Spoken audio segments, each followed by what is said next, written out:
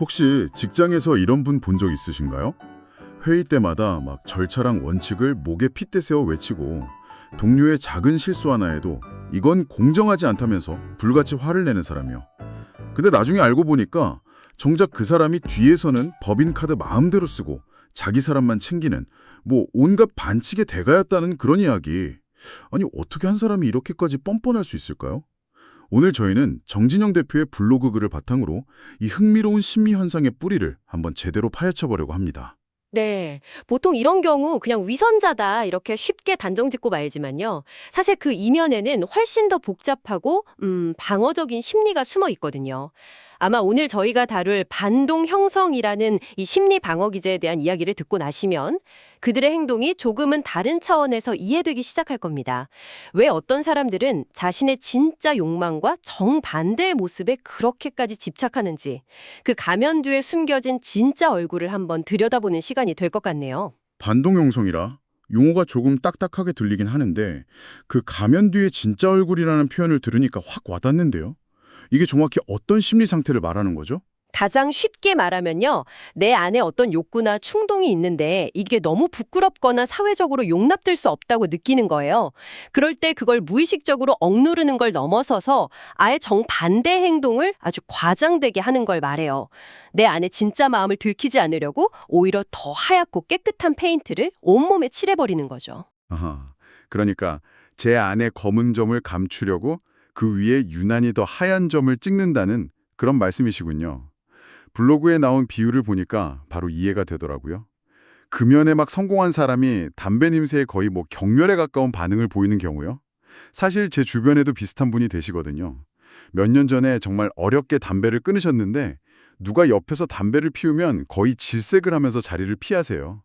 전 그냥 담배 냄새가 싫어졌나 보다 했는데 그게 아닐 수도 있겠네요. 바로 그 지점이죠.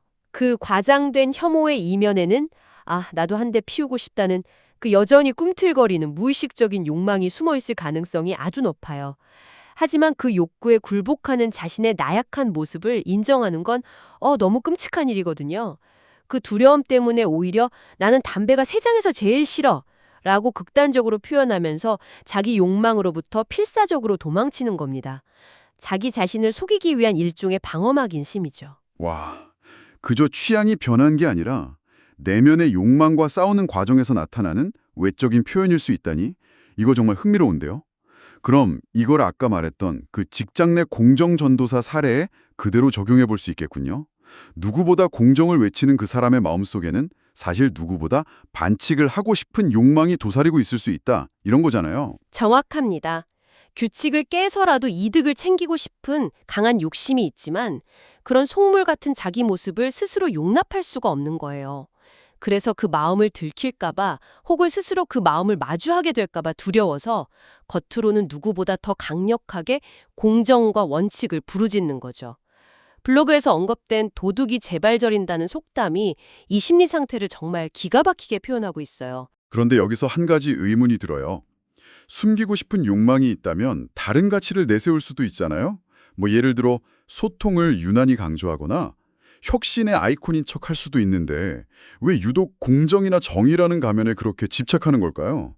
이게 뭐 더 효과적인 가면이라서 그런가요? 그거 아주 날카로운 질문이신데요. 여기에는 생각보다 훨씬 정교한 심리적 계산이 깔려 있습니다.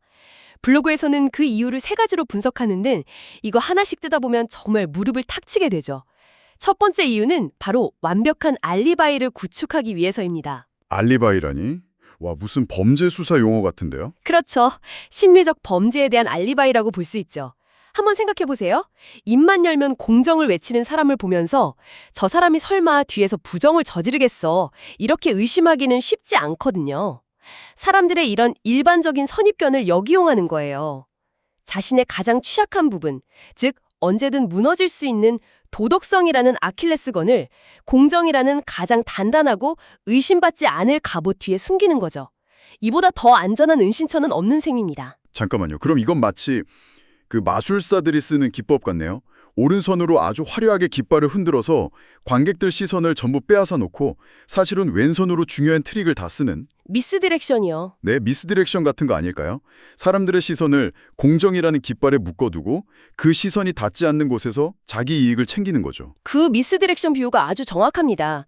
그런데 마술에서는 관객의 시선만 속이지만 이 심리적 미스디렉션은 자기 자신까지 속인다는 점에서 훨씬 더 교묘하고 위험할 수 있죠. 이게 바로 두 번째 이유인 죄책감 마취 효과로 이어집니다. 자기 자신까지 속인다고요? 그게 가능한가요? 네, 가능합니다. 그들이 공정과 원칙을 목청 높여 외치는 그 순간만큼은요, 스스로가 정말 정의로운 투사가 된 것 같은 그런 착각에 빠지거든요.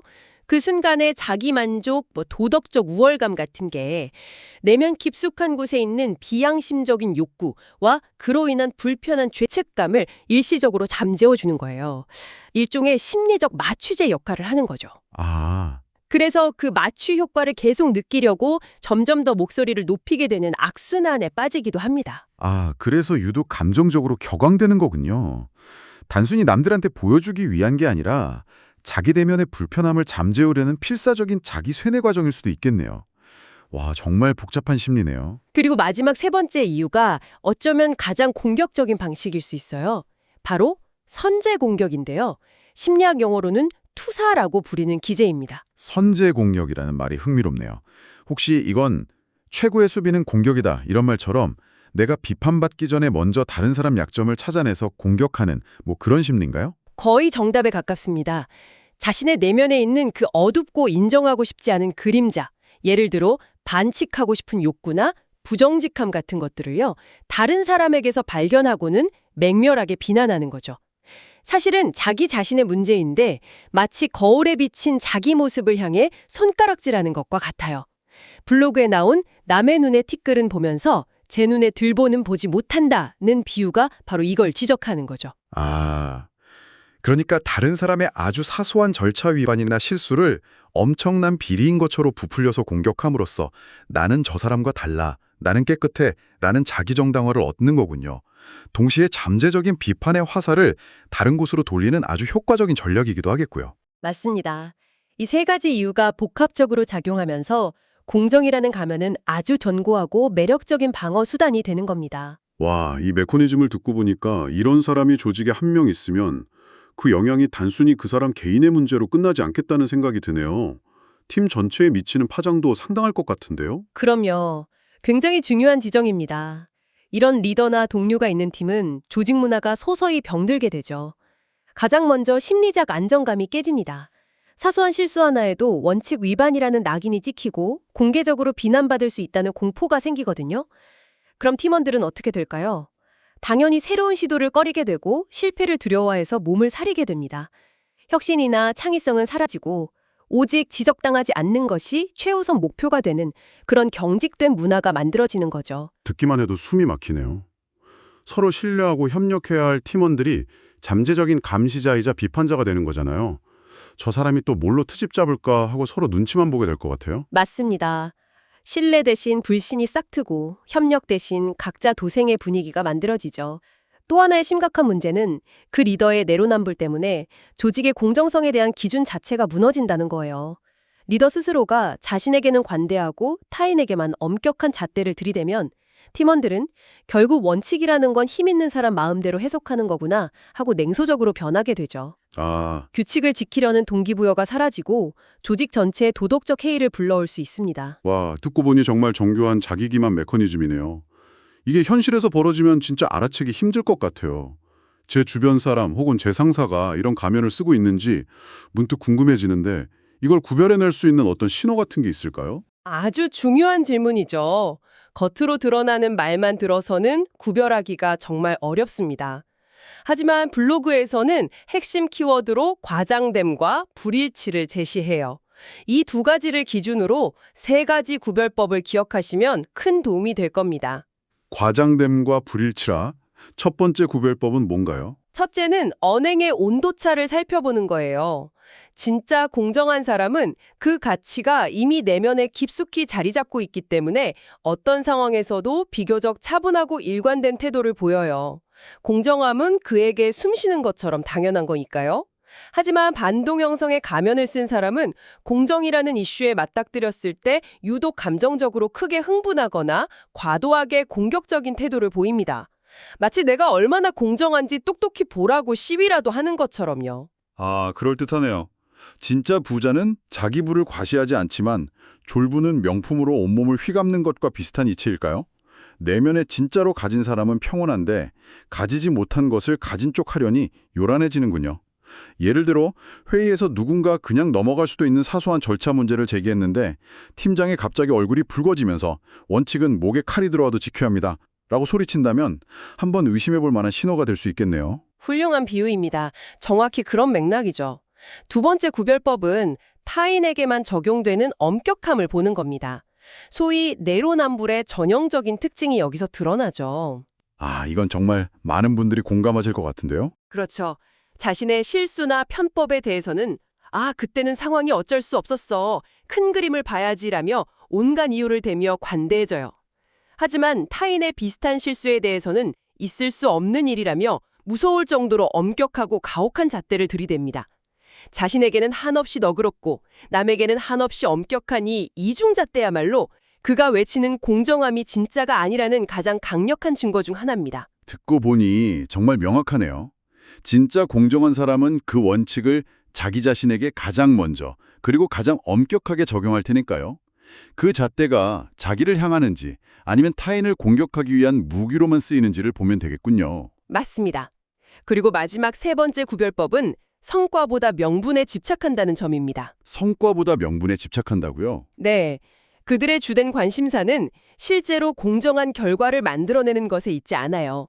그보다는 자신이 얼마나 공정한 사람인지 다른 사람들에게 보여주고 인정받는 것에 훨씬 더 많은 에너지를 쏟습니다.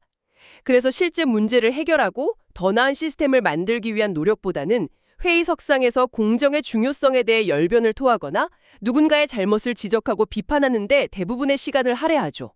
행동보다는 말이 항상 앞서는 겁니다. 결국 공정함이라는 가치를 결과를 만들어내기 위한 도구로 쓰는 게 아니라 자기 자신을 포장하고 방어하기 위한 장식품으로 쓰고 있는 셈이군요. 정말 많은 생각을 하게 되네요. 정확합니다. 그들에게 공정은 목적이 아니라 수단에 불과한 것이죠. 이 세 가지 신호를 잘 관찰하면 그 사람이 진짜 공정한 리더인지 아니면 불안을 감추기 위해 가면을 쓴 사람인지 분별하는 데 큰 도움이 될 겁니다. 오늘 이야기 정말 많은 생각을 하게 만듭니다. 결국 말이 아닌 행동을 보라는 아주 기본적이고 오래된 교훈으로 다시 돌아오게 되는 것 같아요. 누군가 어떤 특정 가치를 지나치게 거의 강박적일 정도로 강조하고 외친다면 한 번쯤은 그 화려한 말의 이면에 오히려 그 가치와 정반대되는 결핍이나 불안이 숨어있는 건 아닐까 하고 냉정하게 관찰해 볼 필요가 있겠습니다. 맞습니다. 진짜 신뢰할 수 있는 리더는 시끄럽게 공정을 입으로 외치는 사람이 아니라 아무도 보지 않는 곳에서도 묵묵히 자신의 원칙을 지키고 그 원칙에 따라 어려운 결정을 내리는 사람이겠죠. 우리는 종종 말의 화려함, 명분의 그럴듯함에 섭게 현혹되곤 하잖아요. 하지만 오늘 이야기를 통해 말의 깃털 같은 가벼움보다는 행동의 바위 같은 묵직함을 볼 수 있는 해안을 기르는 것이 얼마나 중요한지 다시 한번 생각해보게 되네요. 오늘 이 이야기가 당신의 직장 생활과 주변의 인간관계를 조금 더 깊이 있게 돌아보는데 작은 도움이 되었으면 합니다.